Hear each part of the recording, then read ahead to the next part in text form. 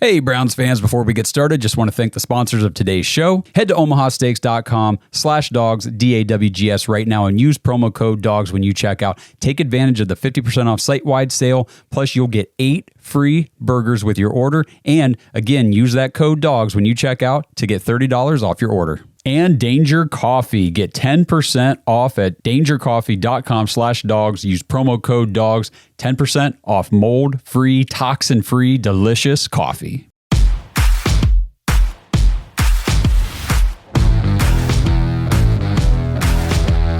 Welcome to the Dogs Podcast with your hosts, Blake Reneker, Justin Charles, and Josh All.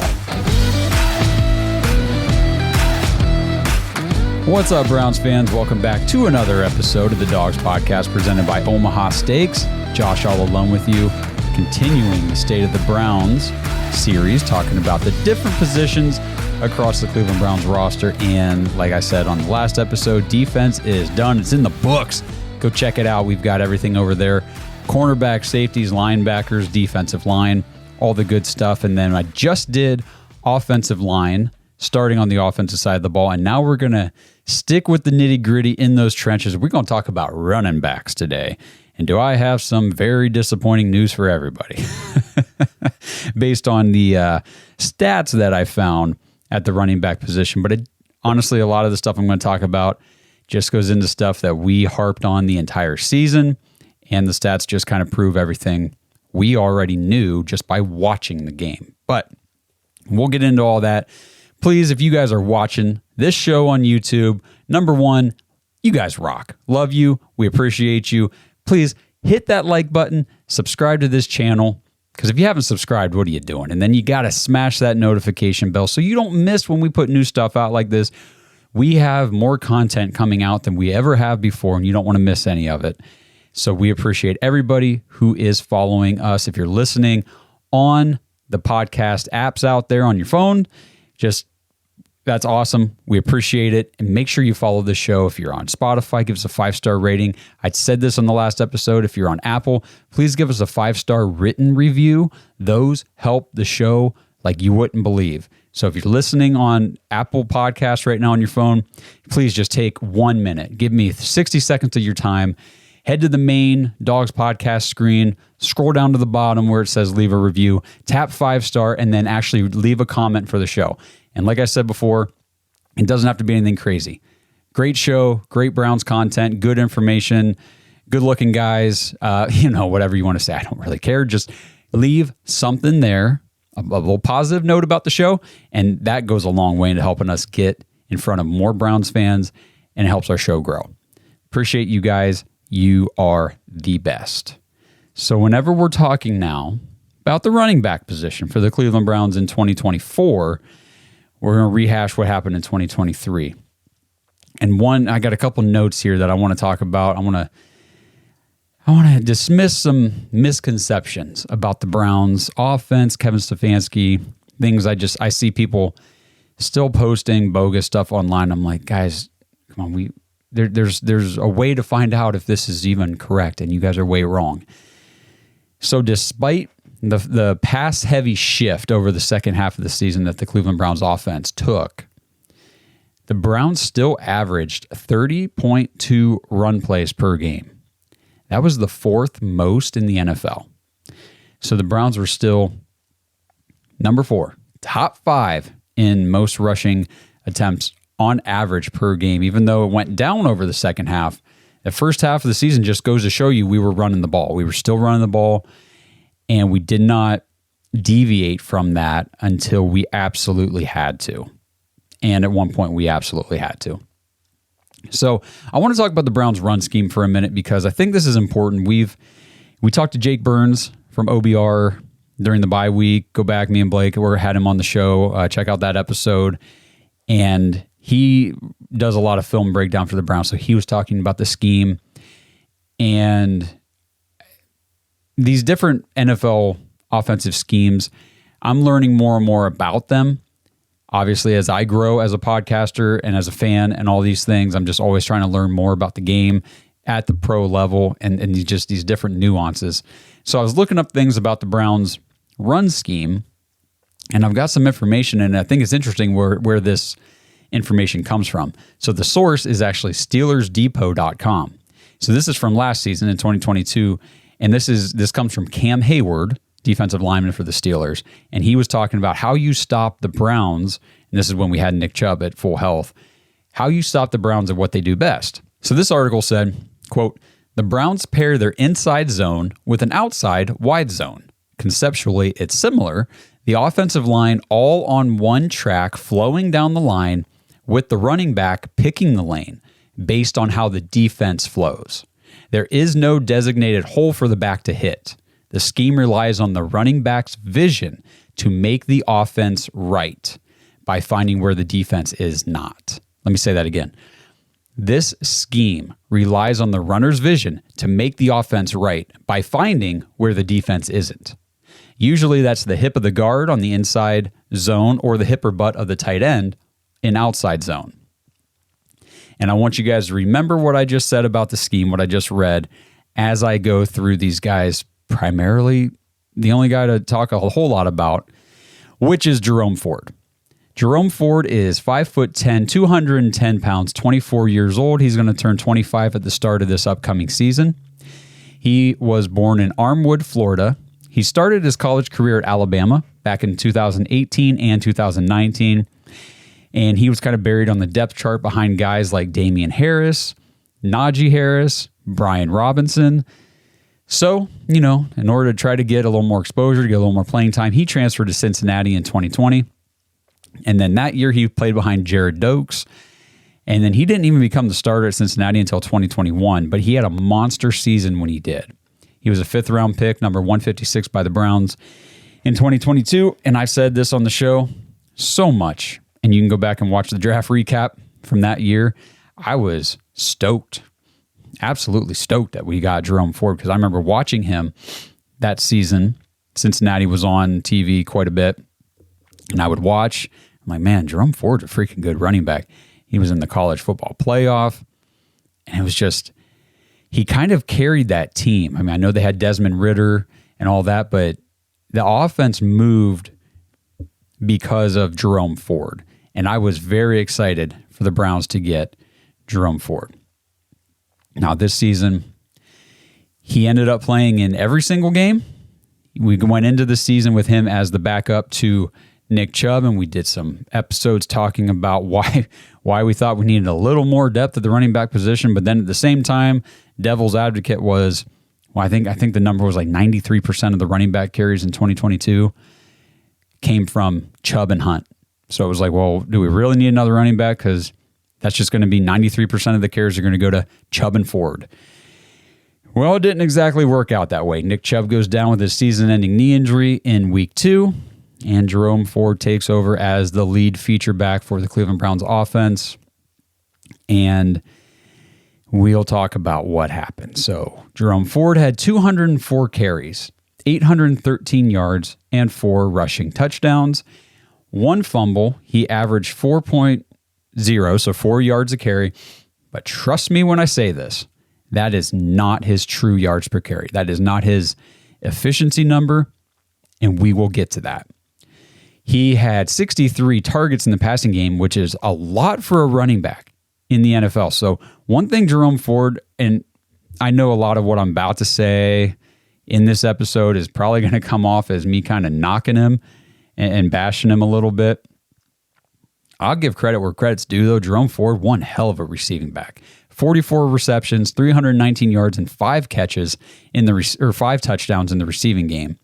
So, I mean, overall, he had 1,132 total yards and 9 total touchdowns. So he was a 1,100-yard all-purpose running back, almost 10 total touchdowns.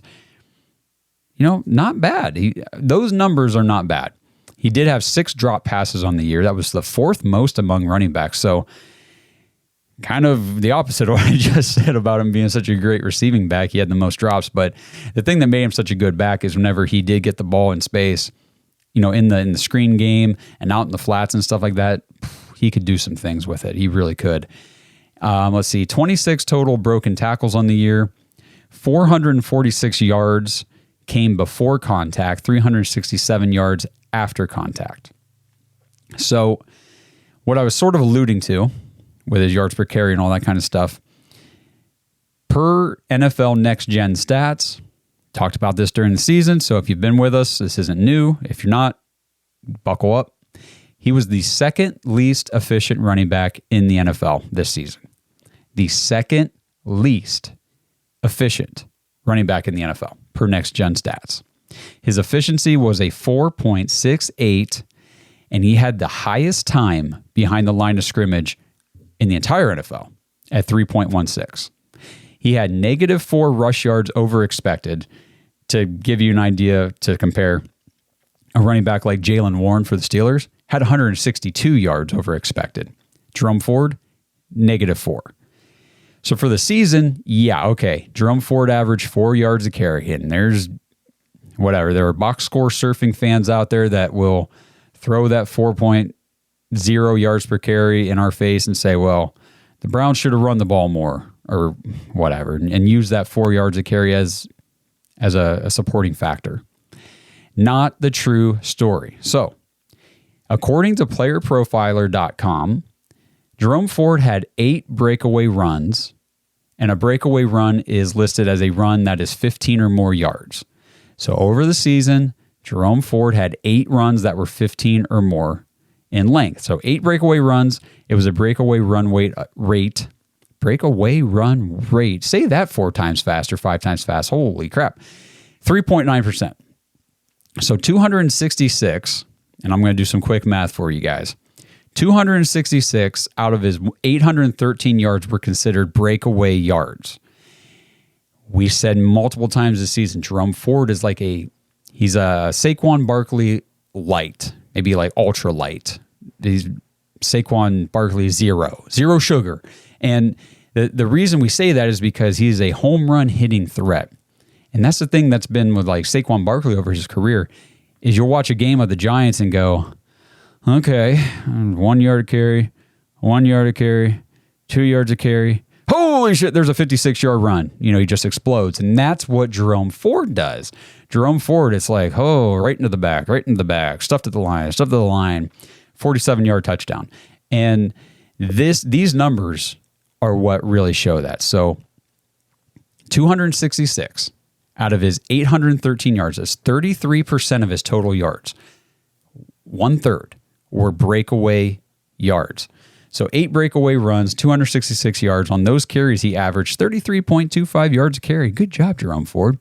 Now, what I like to do, because, and there's people out there who say, well, you can't do this. This is part of a running back. You got to have these runs as part of their game. No, you don't. No, you don't. And here's why. Because they do not, he had 8 breakaway runs on 204 carries. That's it. This is, whenever we're talking about efficiency for a running back, it's what are you doing most of the time? What is your average most of the time? Not what is your average on some really nice carries? Because like I just said, hey, 33 yards of carries, that's not bad. I think we'll take that. No. That's not how it works, guys. What are you doing on an average play, on an average carry? Because yes, these big runs are going to happen for NFL running backs from time to time. But the majority of your carries are going to be, I'm trying to figure out how to say this. The majority of your carries are not going to be breakaway runs. So what is your average in normal situations? So let's just take them out. Let's take out these breakaway runs and these yards. And I'm going to do this for everybody.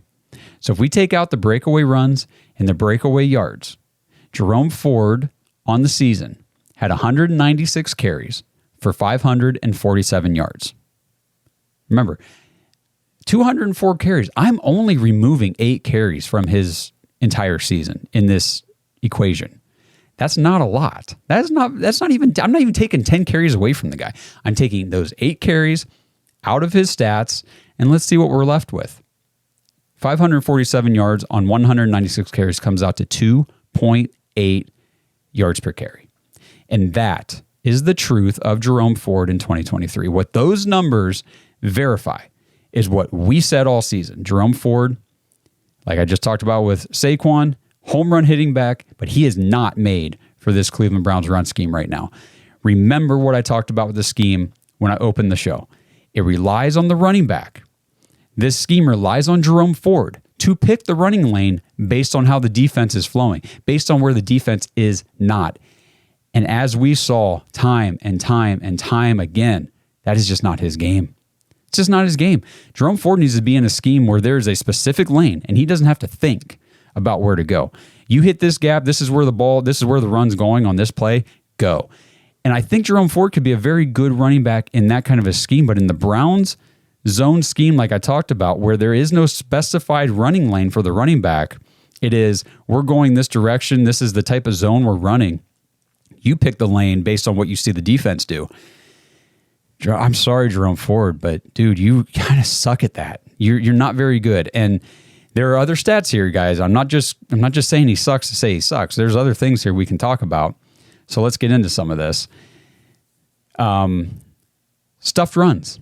Let's talk about stuffed runs. It goes right into this. Jerome Ford had 56 stuffed runs, a stuffed run rate of 27.5. So again, like just a little over one whole quarter of his runs were stuffed runs, meaning he's getting hit at the line for 0 yards or he's getting hit behind the line for negative yards. And we felt that so much. We bitched and griped all season about Jerome Ford on first down. If you run it on first down, it's going to be 2nd and 10 or 2nd and 12. That's the reality of the situation. The 2.8 yards per carry shows that. The 56 stuffed runs, 27.5% stuffed run rate was the third most in the NFL among running backs. The third most. Oh, it was so frustrating to watch. It was hard to, it boiled. I mean, I don't know if you guys felt like I did, but just watching him run into linemen's asses and just run lateral and talking about the zone scheme really explains that, because you saw Jerome Ford moving in that lateral motion and it was like, dude, pick a lane. And that's why, based on the way the scheme is set up, he sucked at it because he couldn't pick the lane. He didn't have the vision for it. And these numbers all prove that. And these numbers go right into that. So if you felt like Jerome Ford was getting stuffed at the line of scrimmage over and over and over, it's because he was. This episode is presented by Omaha Steaks. Browns fans, the 50% off site-wide sale is still happening over at omahasteaks.com/dogs. Head over there today. Make sure you take advantage of this 50% off sale on everything on their website. Plus, go to that URL /dogs and you'll get 8 free steak burgers with your order. And then if you use promo code DOGS when you check out, you get $30 off your order. This is a deal you cannot beat, especially with the price of meat and all food and just everything right now is sky high. It's just stupid. But this kind of sale, this meat is the best stuff you guys can get. I'm telling you right now, I've been talking about it for years. The steaks are my absolute favorite. I love them. The burgers, the jumbo franks, brats, the chicken, the pork, all the seafood. They've got the ready-to-eat meals, desserts. They even have wine and things like that. Just go to omahasteaks.com/dogs, check out everything they have to offer, and make sure that you use promo code DOGS when you check out. Get $30 off your order, plus get 8 free burgers. omahasteaks.com/dogs. Minimum order may apply. Hey, Ohio, if you haven't downloaded the BetMGM app yet, you'll definitely want to take advantage of this limited time offer. New users who sign up through our link must deposit $10 and place a first wager of $5 on any live bet. Once your bet is placed, you will instantly receive $150 in bonus bets. You will get 3 bonus bet tokens of $50, allowing you to make multiple wagers with your bonuses. This offer is only available if you sign up through our link, which you can find in the description below, or scan the QR code on your screen to start signing up. This offer is only available for new customers who are 21 and older and physically present in Ohio. Please gamble responsibly. If you or someone you know has a gambling problem and wants help, call 1-800-GAMBLER. Check the episode description for the full terms of the offer to see if you qualify. So let's look at PFF. I took a minimum of 100 carries. That gave me 50 qualifying running backs for the season. Jerome Ford had an offense grade, 68.3, 38 out of 50. And his rushing grade was a 71.5. That was 37 out of 50. So just he's a ho-hum, whatever, as far as that stuff's concerned. His contract cap hit, $1 million hit. Dude's 100% on the roster in 24. Like he'll be the running back or a running back on the Cleveland Browns in 2024. But I'm telling you guys right now, and if you don't agree with me, that's fine. Drop it in the comments. Let me know what you think. And here's the thing, just don't be a dick about it, and I won't be a dick back. Let's talk about Jerome Ford. If you guys think, if you're like, hey, I thought Jerome Ford did really well, I think he could be the featured number one back for the Browns while Nick Chubb, and we'll get to Nick Chubb in this episode, don't worry.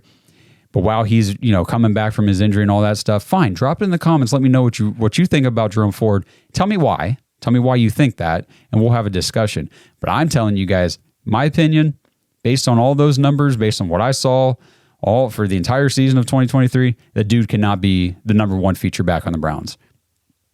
I guess he could probably do like 50% of a timeshare, but we need running back help in a bad way. This next guy is not exactly the running back help we're talking about, but he is on the roster. And that would be Pierre Strong Jr., 5'10", 215 pounds. He just turned 25 years old in December. He was born in Little Rock, Arkansas. College ball was played at South Dakota State. He was a fourth-round pick, number 127 by the Patriots in 2022. He was actually selected just 29 spots ahead of Jerome Ford, and the Browns traded offensive tackle Tyrone Wheatley last August, right before the season, to the New England Patriots in exchange for Pierre Strong. So that's how he became a Cleveland Brown, if you don't remember. His stats for the year, he carried the ball 63 times for 291 yards, just one touchdown, and he did have one fumble in that Jets game. It was pretty bad. 8 targets, just 5 catches on the year for 47 yards. Now, let's see, Pierre Strong, that gives him a 4.6 yards per carry, but let's apply the same logic to him that we did for Jerome Ford. Pierre Strong had 3 breakaway runs. Kind of interesting that he only had 5 fewer breakaway runs than Jerome Ford on 141 fewer carries. Maybe he's a better home run hitting back. I don't know. Anyway, so 3 breakaway runs, 75 breakaway yards. And if you take away his breakaway runs and yards from his season stats, it comes out to 3.6 yards per carry. So forget the 4.6. Let's look at 3.6. And Jerome Ford, again, was at 2.8. So no wonder why the Browns game was so excruciating to watch. These guys were not very efficient. Like I said, 2.8, 3.6, and we'll get to another running back here in a minute, Kareem Hunt, who was just as inefficient, if not worse. PFF for Pierre Strong, I had to take him out of 129 running backs because he did not meet that 100 carry threshold. He had a 60.6 offense grade, 93 out of 129, not great. 63.3 rush grade, 90th out of 129, not great. 2024 cap hit, $985,000. And in my notes here, I just said, we'll see. We'll see if he makes it through camp. We'll see if he makes it through the preseason onto the roster. We'll see what the Browns do in the NFL draft and in free agency at the running back position. Make sure you guys, as a side note here, go check out my episode on running back NFL draft prospects coming out of the Senior Bowl with Barry Shuck from Dogs by Nature. We talk about 2 guys. Yeah, 2 guys primarily, but one guy in particular that he's a little older, but I think if the Browns decide to draft him, 4th, 5th round in this upcoming draft, they might get a guy who could start day 1. Go check it out. Go check it out. Andrew Jackson, you know who I'm talking about. So then we'll just throw this out there real quick. Reserve futures deal with the Browns. John Kelly, dude's always on the practice squad, whatever. And then we're going to wrap this thing up. Actually, I shouldn't say wrap this up. I got 2 guys left to talk about. Sorry, a little premature. Kareem Hunt, free agent, will not be on the roster in 2024, or at least is not currently under contract. 5'11", 216 pounds, 28 years old. He's going to be 29 this summer, so older running back. Born in Lorain, Ohio, he played high school at Willoughby, and then he played college at Toledo. 3rd round pick, number 86 overall in 2017 by the Chiefs. And the saga of Kareem Hunt is unfortunate because the dude had some potential early on to really be a superstar in this league. He actually won the rushing title as a rookie with the Chiefs. He was on top of the world, but as we all know, he had the off-field incident. Chiefs released him during the 2018 season. Browns signed him in 2019. And then he was suspended for the first 8 games because of that incident. And he came back, played for us, and he ended up becoming the 2 of the 1-2 punch with Nick Chubb. Played with the Browns from 2019 to 2022, and then the Browns did not re-sign him last offseason ahead of the 2023 season. Like I said, they rolling into the season with Nick Chubb and Jerome Ford as the running backs. Kareem Hunt remained in the free agent market until Nick Chubb's injury in week 2, and the Browns came out ahead of, I guess it would have been week 3 against the Titans, between the Steelers and Titans game. They went out, got Kareem Hunt back. He came back to the team. And, for his age, for the Browns having come out and said that he lost a step last year in 22, his usage went down. And, unsigned. No other teams wanted him either. And then he came back here. And I thought, for what we asked him to do, I thought he did a very nice job for the Browns this season. I was very pleased. Even though he was not efficient, he did help the team a lot. 135 carries, 411 yards, 9 touchdowns. That's where he helped a lot. On the goal line, the dude would not be denied a touchdown. And if you denied him by some stroke of luck on his first try, just get the F out of his way for the second try, because he's coming right back ferociously. He had no fumbles, which is great. The other 2 guys each had a fumble. So Kareem Hunt on those averages, or on his basic stats alone, just a 3 yards per carry average. I haven't even adjusted for breakaway run rate, which he had 2 breakaway runs for 32 yards all season. So if you adjust that down as true yards per carry, 2.8. So you got Jerome Ford at 2.8, Kareem Hunt was at 2.8, Pierre Strong was at 3.4. That's why it felt like the Browns couldn't do jack squat on the ground, because they really could not. Let's see, 21 targets in the passing game. He caught 15 passes for 84 yards. No receiving touchdowns this year, although in the wild card game in the playoffs, he did have that receiving touchdown, his second touchdown of that game. So props where props are due. Kareem Hunt showed up for the offense in the wild card game. But overall, Kareem Hunt just doesn't have it anymore. He's still a load to bring down. He's a tough guy around the goal line, short yardage, but I mean, even that short yardage stuff started getting stopped toward the end of the season. Jerome Ford had 56 of those stuffed runs, 3rd most in the NFL. Kareem Hunt, on half as many carries, had 26 stuffed runs. So his rate was about the same as Jerome Ford. That's 82 total run plays for the Browns this year that were stuffed at or behind the line of scrimmage. That's not good, and we felt that big time. Over on PFF, 100 minimum carries, that put Kareem Hunt offense grade 68.7. That was 37th out of 50. And his rushing grade was a 68.4. That was 42nd out of 50. Again, just not the best. And my note on Kareem Hunt, I would be shocked if he's back with the Browns in 2024. I think the experiment is over. We brought him in kind of as a last-ditch resort when we needed him. And it worked out for everybody. He got to play, another almost whole season. He got paid again. The Browns got the running back help they needed. It worked out for everybody. And now it's just time for everybody to move on. So, Kareem Hunt, thank you for your services. We loved you in Cleveland. You were a fun guy to watch and, an easy guy to get behind. But the time is done. And now we will talk about everybody's... This is like the topic I'm avoiding the most this offseason, and yet it's the topic I've already talked about like 3 or 4 times on this show, because it keeps coming up in relevant situations to talk about. And so here we go. We're going to talk about our boy, Nicholas Jamal Chubb, over my right shoulder here. If you're watching on YouTube, I got the jersey back there. Nick Chubb, 5'11", 227 pounds. He turned 28 years old right after Christmas, born in Cedartown, Georgia.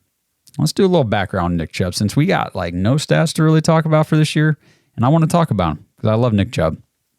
2014, this dude won the state title in the shot put in high school with a throw of 55 feet. I did not do track and field, so I really don't know anything about shot putting, but I'm guessing that's pretty damn good. You guys let me know. He was an outstanding track and field athlete along with being a stud football player. He actually led the entire state of Georgia in rushing as a junior in high school. So pretty good. He's been elite from a young age. Played college football at Georgia. He took over the starting spot when Todd Gurley got suspended as a true freshman. When Nick Chubb was a true freshman, he put up 143 yards on 38 carries in his first start as a true freshman. And then his next game, he followed that performance up with a 200-yard, 2-touchdown game. He went on to set the Belk Bowl rushing record that season, 266 yards, and he ended his true freshman season with 1,547 yards in just 8 games played. Whew. Dude was a stud in college as well. Following season 2015, suffered the just nasty knee injury, missed the rest of that season. The first knee injury. 2016, came back from the injury. In his first game back, he put up 222 yards and 2 touchdowns. First game off that knee injury, 222 yards and 2 touchdowns. And then he sprained his ankle. That kept him limited in the offense for the next 5 games. And he ended up just splitting running back duties with Sony Michel the rest of the season. 2017, he came back, and the backfield was again split carries with Sony Michel. But yet Nick Chubb still put up 1,345 yards, 6 yards a carry, 15 freaking touchdowns in a split-time role. Pretty damn impressive. And we know what he has done for the Cleveland Browns in his career. So here we go. Career stats for Nicholas Jamal Chubb with the Browns: 1,238 carries, 6,511 yards, and 48 rushing touchdowns. He has a career rushing average of 5.3 yards per carry. It is now solely the second highest career yards per carry in NFL history behind Jamal Charles. So going into this season, I remember because I did a lot of stuff about this, he was tied all-time career yards per carry average with Browns great Jim Brown at 5.2. And then the few carries that he did get this season and the yards he was able to get on those carries actually was enough to move him to 5.3 on his career. So right now, your boy Nick Chubb is number 2 all-time career in the NFL, highest yards per carry average. Man, just cannot believe this season went the way it did for Nick Chubb, because he was going to do some big things. He has 123 career receptions for 1,011 yards and 4 career receiving touchdowns. So here in 2023, this was his 6th NFL season. He had 28 carries in 5 quarters, 170 yards. He had a 6.1 yards per carry average in those 5 quarters. And he had the devastating Minkah Fitzpatrick knee injury to the same exact knee that he blew out in college. This episode is brought to you by Manly Bands. Browns fans, I have an exciting new sponsorship partner for you guys, and it is crazy how it all happened, okay? So I'm getting married soon. I went to pick out my wedding band. I did not know that the cost of gold was the highest it's ever been. So, when the rings I liked and they pulled out of the case and showed me, and I turned it over, saw the price tag, and they were $1,600. Yeah, I essentially crapped my pants and ran out of there. I hate jewelry stores. I hate the salespeople. I hate the selection. We went, and again, true story here, 7 different stores looking for a ring, and all of them had the most pathetic selection imaginable for men. So I said, screw it. I went to manlybands.com, and everything after that point was an incredible experience. Their selection is huge. All sorts of styles, materials. Guys, they have wedding bands made from Jack Daniel's whiskey barrels, meteorites, and even dinosaur bones. They also have a huge selection of the tungsten rings that everybody likes, cobalt chrome, and gold. And the best part was the customer service was some of the best I've ever received. In a world of AI and bots, Manly Bands keeps it real with real freaking people. The whole experience was so awesome, I asked if we could advertise for them on the show, and here we are. Screw those jewelry stores and those salespeople. Manlybands.com. Use promo code DAWGS, DAWGS, for a whopping 25% off your order. Whether you've already got a band or you're getting married in the future, check out what they have. Also, you can order a free ring size guide, and they'll ship it straight to you, so you know exactly what size ring you need. And again, never step foot in a jewelry store. And also for you big fellows with the big hands, guys, they got rings up to size 20. Rings come with free engraving in the US, and they send you a free silicone band with your order. It's unreal. These guys are the best. Manlybands.com, promo code DOGS for 25% off your order.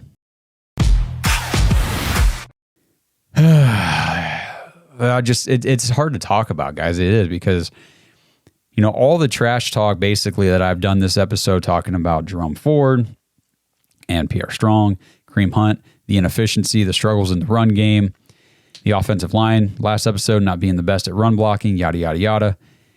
All this stuff could have honestly been avoided for the most part if Nick Chubb hadn't gotten injured, because Nick Chubb is such a good running back on his own that he covers up a lot of deficiencies in run blocking and things like that, because this scheme fits him very well. His vision is elite. The dude can see a running lane. He knows what the defense is doing, where they're not going to be. And that's just why you see Nick Chubb so successful in his career with the Browns. But, like I just said, it's the same knee injury that he blew out in college. And I talked about this, I believe, on the last episode with the offensive line.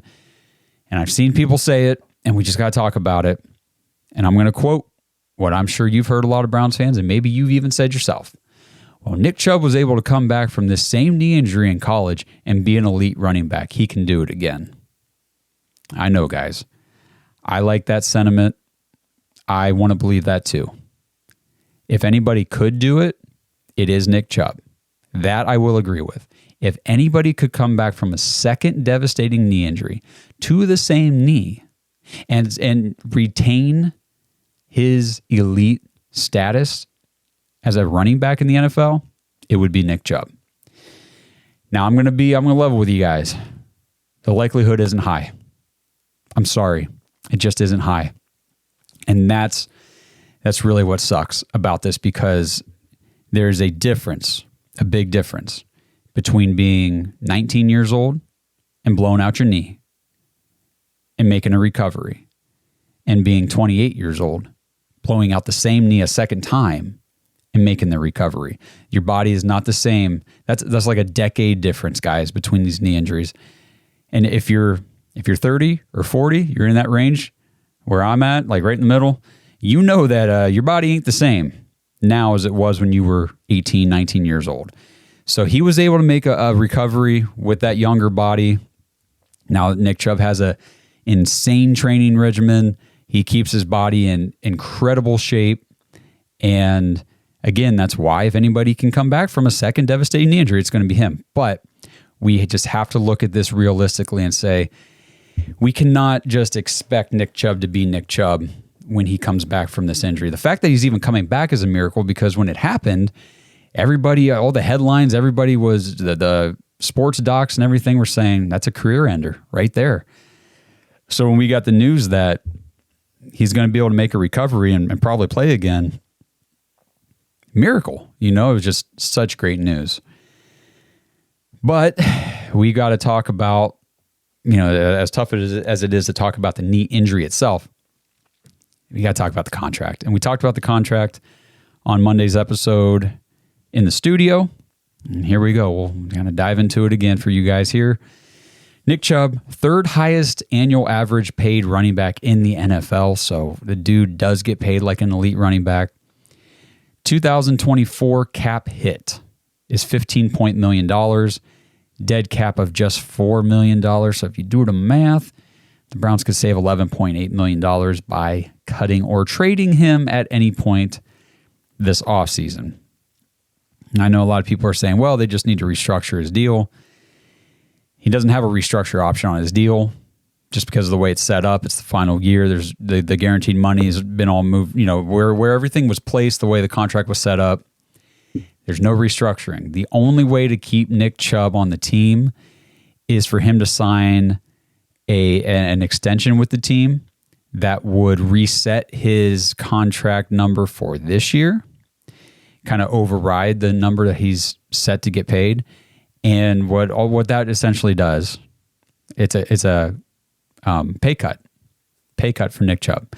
So if Nick Chubb's willing to take a pay cut, maybe get another year added on to his time with the Browns under contract, he will be here in 2024. And as soon as he's healthy and ready to go, he'll be back on the field in that orange helmet kicking ass. But if he doesn't want to take the pay cut, the Browns are going to cut him. And that's the reality. I'm leveling with you guys.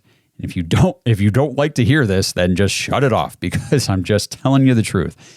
If Nick Chubb does not agree to a pay cut extension with the Cleveland Browns, the Browns will cut him. It's a business. It's a tough business. The NFL is a nasty, nasty place to work.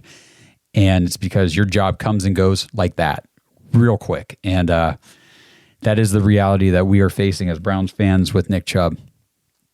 It sucks. It really sucks. Andrew Berry said in his end of season press conference that, nobody wants to see that knee injury play be Nick Chubb's final carry with the Cleveland Browns, and they will work every way they can to have him be a part of the team in 24.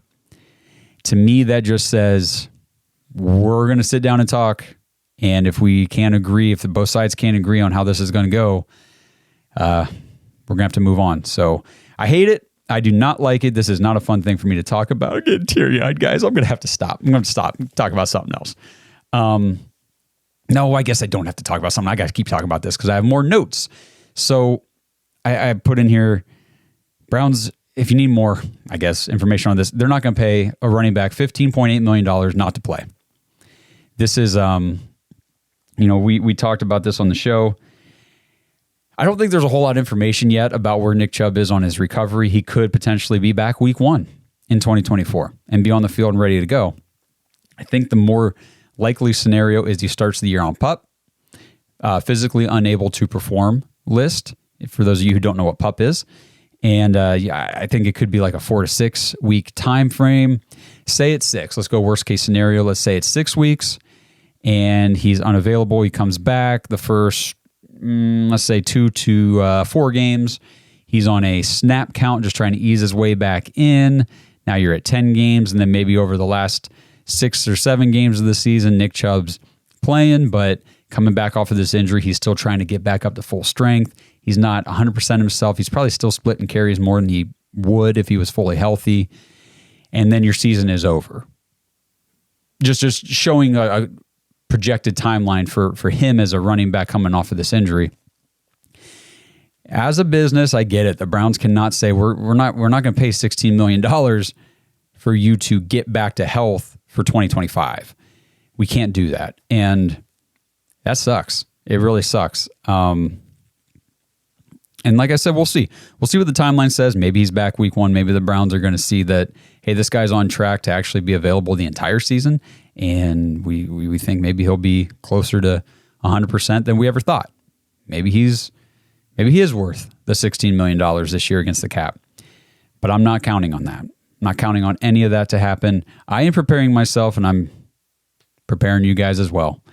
There's going to be some tough conversations like this one with Nick Chubb throughout the offseason. Now, maybe tomorrow it comes out that Nick Chubb and the Browns have agreed on an extension. He's taking the pay cut. He's going to be here another year or 2, and we're ready to roll. He'll be back when he's back. And until then, we got some other guys to fill in. Nick Chubb's a Cleveland Brown. That's the best news we can probably be hoping for at this point. So I'm glad I get to end on some positive news, right? I guess positive news to end on talking about running backs is just, we've had the privilege of watching Nick Chubb for his entire career. And even if that is over now, even if we never get to see him on the field for the Browns ever again, no one can ever take that away from us. He's like my favorite Browns player. He'll always be at the top of my list of favorite Browns players. And just appreciate everything that he's done. I mean, the dude was on a Hall of Fame career. Would love to see him get back to continue that. Players like Adrian Peterson, Frank Gore, had injuries during their careers, ended up going on and having long sustained time in the NFL, played deep into their 30s and things like that. Can Nick Chubb do that? I believe so. I actually do think that Nick Chubb could be our generation's version of those guys and continue on and be great. And I pray that it's with the Cleveland Browns. So Andrew Berry, Browns front office, Nick Chubb, your agent, you guys need to sit down and everybody get this figured out collectively, and let's roll for 24. So with all that being said, there's your information on the running backs. There's your information to go why the running game was so difficult to watch and, what to watch out for this offseason for Nick Chubb. But expect the Browns to sign somebody in free agency. Expect them to add somebody in the draft. Again, go back, watch my draft prospect video with Barry Shuck. We talk about a couple guys, and like I said, one guy in particular that I think would be pretty cool to have on the Browns in 2024. So, appreciate you guys joining in. I feel like I'm leaving you on a really, really bad note. Stay positive. The Cleveland Browns are doing some awesome things this offseason. We've got a great team under contract. If you've watched my State of the Browns series so far, you know that there are a lot of very, very good players under contract for 2024. We're in a good situation. There's a lot of cap space to be cleared up. So we're going to be adding some more great guys. We're going to draft great guys. And at the end of the day, we're going to get our quarterback back. And the offense is honestly, I know this year we were able to make it through the season and go 11-6, make the playoffs without him for the most part. I mean, I know he helped us to 4 of those wins, but on any kind of regular season situation, this team's going to go how Deshaun goes. So it's going to hinge a lot on that. But all these other positions that we desperately need studs at, we have studs at. And that's awesome to know. So appreciate you guys tuning in. Again, like the video. Please subscribe on YouTube. If you're watching here, we appreciate that. Notification bell needs to get pressed so you don't miss any new stuff. On the next episode, I will be breaking down wide receivers. I got wide receivers, tight ends. I'm going to wrap it up with quarterbacks. So stay tuned. You don't want to miss when those drop. They will be coming out here within the next week or so. And until I talk to you guys again, if you want any additional Browns content, because we actually have a second podcast we do. We do the Dogs After Hours. It's our podcast solely dedicated to Dog Pack members on our Patreon page and on YouTube. If you have a YouTube membership as well, you get access to the After Hours podcast. And actually on audio, you can even subscribe and get the After Hours podcast on audio too if you don't want to watch it. So jointhedogs.com. That's your best place to get access to the After Hours podcast. We do an extra bonus episode every week. The last one we did, we talked about the most disappointing movies we've ever been to and if we've ever walked out of a movie theater. And just, the conversation, especially in the off season, just kind of gets to whatever we end up talking about. It's a ton of fun. And we really appreciate everybody joining us on that journey as well. So thank you guys. Love you. And until I talk to you again, talking about Browns pass catchers on the next one. Let's go Browns. Thanks for listening to another episode of the Dogs Podcast. Make sure you subscribe on YouTube and follow us on Twitter at The Dogs Podcast. Get your thoughts on the show at thedogspodcast.com.